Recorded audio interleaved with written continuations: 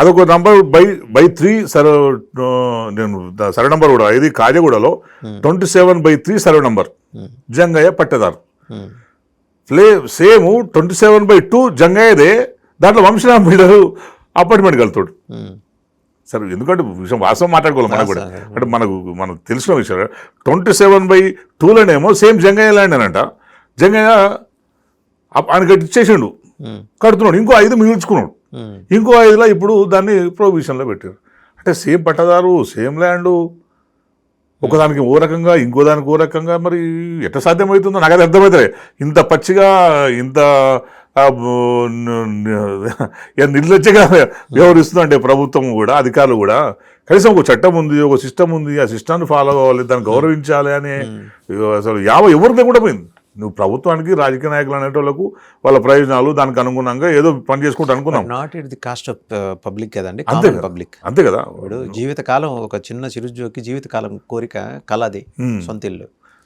ఇప్పుడు ఇంకోటండి, ఒక 40 ఏళ్ల క్రితం కొనుగోలు చేసిన వ్యక్తికి బిల్డర్ ఎక్కడ ఉన్నాడు, తర్వాత ఒరిజినల్ ఓనర్ ఎక్కడ, ఓల్డ్ డాక్యుమెంట్స్ ఎక్కడ అనే పరిస్థితి వాళ్ళు కల్పించారు. ఇప్పుడు అడుగుతున్నారు, ఎక్కడ దొరుకుతారండి వీళ్ళందరూ? ఎక్కడ తీసుకొస్తాము? ఇప్పుడు చాలా మంది ఎంఆర్ ఆఫీస్ చుట్టూ ఒక అపార్ట్మెంట్ కట్టిన తర్వాత బ్యాంకు లోన్ వచ్చిన తర్వాత కూడా నువ్వు బ్యాంకు లోన్ రావడమే పెద్ద గగనం.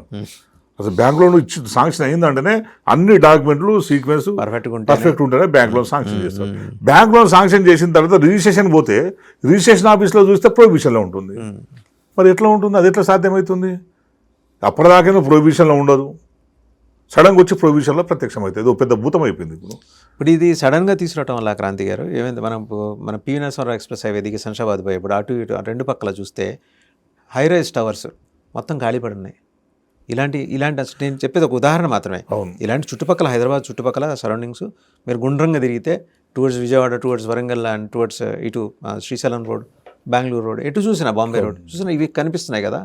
ఇప్పుడు పరిష్కారం లేదంటారా వీటికి? ఇప్పుడు ఇక్కడ చాలా, ఎందుకంటే ఇట్లాంటి సమస్యలు ఉంటే ఎవరు కొంటారు? రిజిస్ట్రేషన్ తగ్గిపోయినాయండి, ఎవరు కొన్నారు కదా.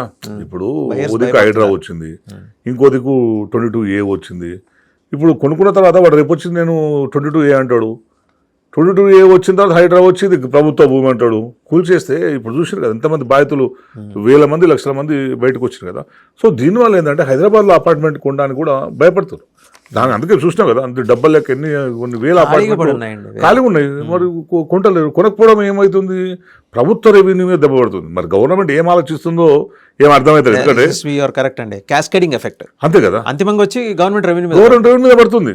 నువ్వు ఎంకరేజ్ చేయాలి కదా. నువ్వు రియల్ ఎస్టేట్ ను ఎంకరేజ్ చేస్తేనే నువ్వు గవర్నమెంట్ కూడా రెవెన్యూ పెరుగుతుంది. నువ్వు ఎప్పుడు ఊకే రెవెన్యూ తాగుబోతుల మీద, నువ్వు లిక్కర్ షాపుల మీద పడి నువ్వు రెవెన్యూ పెరగాలని అమ్మడం మీద దృష్టి పెట్టే కంటే నువ్వు దీన్ని ఎంకరేజ్మెంట్గా ప్రభుత్వ భూములు ఎట్లా పరిరక్షించుకోవాలి, రైతులకు అసైన్మెంట్ ఇచ్చిన భూములను ఎట్లా కొనుగోలు చేయొద్దు దాని మీద కఠినమైన చట్టాలు తీసుకురండి.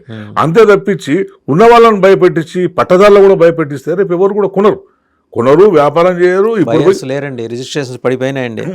ఏళ్ల తరబడి కుటుంబాలు నివసిస్తున్న అపార్ట్మెంట్స్, ప్రభుత్వ అనుమతులతో ఏర్పడిన లేఅవుట్లు, హెచ్ఎండిఏ, హుడా, హౌసింగ్ బోర్డు ఆమోదించిన ప్లాట్లు, ఇవన్నీ ఒక్కసారిగా సెక్షన్ 22A నిషేధించారు. అసలు ఇంకొకరు చెప్తారు, అసలు LIG, MIG భూములు కూడా 22A పెట్టారంట.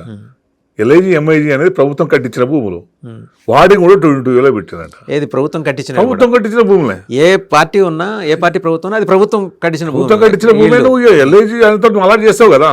నేను డబ్బులు కట్టే తీసుకుంటా, నేను డబ్బులు కట్టించిన తర్వాత నా అవసరాల కోసం మళ్ళీ నేను అమ్ముకుంటా కదా. దాన్ని నేను అమ్ముకోదాని ఏమి ఉండదు. అది అమ్ముకుంటా కదా. లేదు ఇది ప్రభుత్వ భూమి, మీరు అమ్ముకోవడానికి వీల్లేదని.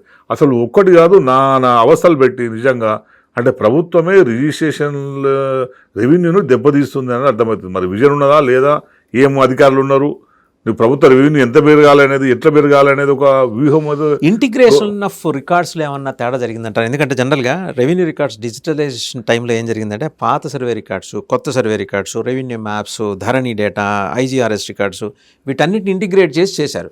ఇక్కడ ఏమన్నా పొరపాటు జరిగిందా, కుట్ర జరిగిందా, ఇలా ఈ భవిష్యత్తులో ఇలాంటి రిపర్కషన్స్ ఉంటాయనే సందేహం తలెత్తలేదా? ఎందుకంటే బ్యూరోక్రాట్స్ కూర్చొని చేస్తారు, తయారు చేస్తారు, మంత్రివర్గం కూర్చొని మాట్లాడుకుంటుంది, అండ్ లోకల్ ఇన్ఫ్లుయెన్స్తో మాడతారు. వీళ్ళు ఎవరిని పరిగణలో తీసుకోకుండా ఏమన్నా గారు బహుశా అటు ఒక ట్రాన్స్ఫర్మేషన్ టైంలో పొరపాటు జరిగి ఉండొచ్చు. నీకు రికార్డ్స్ నుంచి డిజిటల్ అయ్యే టైంలో కొన్ని పొరపాటు జరిగి ఉండొచ్చు. ఇంకా కొందరు కొంచెం డబ్బులు తీసుకొని తారుమారు చేసి ఉంటారు, ఉద్దేశపూర్వకంగా కొన్ని చేసే సంఘటనలు ఉంటాయి. ఏది జరిగినా సరే ఇవంతా జరిగిన తర్వాత పొరపాటు జరిగిందని నీకు పట్టాదారుడు ఒక అప్లికేషన్ తీసుకొచ్చి మనకి ఇస్తాడు కదా, అప్పుడన్నా సరి చేయాలి కదా. సరే పొరపాటు జరిగింది అనుకుందాం, ఎవడో కావాలని చెప్పి దాన్ని కుట్ర చేసి భూమిని కాజేసే ప్రయత్నం చేసినాడు. కానీ నా భూమి మీద తప్పు పడింది, నాకున్న సర్వే నెంబర్ ప్రభుత్వ భూమిగా పడింది అని నేను అప్లికేషన్ ఇచ్చిన తర్వాత దాన్ని అడ్రస్ చేయాలనా లేదా? చేయట్లేదు సార్, అదే చేయాలి. జరుగుతుంది. చేస్తలేదు. అదే చేయకపోతే ఏమవుతుందంటే నేనేం చేస్తాను, చివరికి నేను అధికారుల చుట్టూ తిరిగి పని కాకపోయేసరికి ఎవరినో బ్రోకర్ని పట్టుకుంటున్నాను, ఎవరినో పైరవకారణ పట్టుకుంటున్నాను. పైరవకారణ పట్టుకునేసరికి వాడు ఏం చేసుకుంటాడు, ఎంతో కొంత వేసుకొని అడ్డికి పావుషేర్ కాడికి నువ్వు తీసేసుకొని నువ్వు వెళ్ళిపో అంటాడు. మళ్ళీ వాళ్ళు చేసుకొని వాడు క్లియర్గా చేసుకుంటాడు. సో అల్టిమేట్గా ఏమవుతుందంటే మామూలు జనాలకే ఇది ఇబ్బంది అవుతుంది తప్పించి పెద్దలు కూడా ఏం ఒరుగుతలేదు, ప్రభుత్వం కూడా ఒరుగుతలేదు కదా. దళాలపై బాగుపడుతున్నది అంతే. మిడిల్ మ్యాన్ బ్రోకరేజ్ చేస్తాడు బాగుపడుతుంది తప్పించి అది ప్రభుత్వానికి ప్రయోజనం అయితే లేదు, నీకు నిజంగా మామూలు జనాలకు కూడా ఉపయోగపడుతుంది. ఒక ఉదాహరణ అండి, just I want to share it with you. 1988లో ఒక ఆయన హైదరాబాద్ సరౌండింగ్స్లో ప్లాట్ కొన్నారండి. 1992లో ఇల్లు కట్టుకున్నారండి. 2000లో లోన్ తీసుకున్నారండి. 2010లో పిల్లర్ పేరు మీద గిఫ్ట్ చేశారండి. 2026లో అమ్మడానికి వెళ్తే 22A అని చెప్పి రిజిస్ట్రేషన్ అయిపోయింది. అంటే లైవ్ ఎగ్జాంపుల్. అదే ఇది అవన్నీ అంటే బహుశా అది ఎప్పుడో అసైన్మెంట్ ల్యాండ్ మరి ఎప్పుడో జరిగి ఉంటుంది. అది అంటే నీకు 22Aలో ఎక్కువ అసైన్మెంట్ ల్యాండ్స్ ఉంటాయి అనమాట. 22A పెట్టారంటేనే నీకు assignment land. So assignment land అమ్మడానికి లేదు, గిఫ్ట్ డీడీ ఇవ్వడానికి లేదు, తనఖా పెట్టడానికి లేదు. సో బహుశా అయ్యింది అప్పుడు ఎగ్జామ్షన్స్. మరి అప్పుడు నువ్వు అపార్ట్మెంట్ కట్టేటప్పుడు ఉండాలి కదా. నీకు ఫస్ట్ నువ్వు అపార్ట్మెంట్ కట్టేటప్పుడు నువ్వు కమర్షియల్, అది నువ్వు అసైన్మెంట్ ల్యాండ్లో కమర్షియల్ వ్యవహారం చేయడం లేదు. మరి ఎట్లా అలో చేసిండ్రు, ఎట్లా కట్టిండు, ఎట్లా బ్యాంకు లోన్ వచ్చింది, అన్ని వచ్చిన తర్వాత డబ్బులన్నీ కట్టేసిన తర్వాత నీకు నేను చేయడానికి లేదంటే అది ఎట్లయితుంది? మరి ముందే చూసుకోవాలి కదా.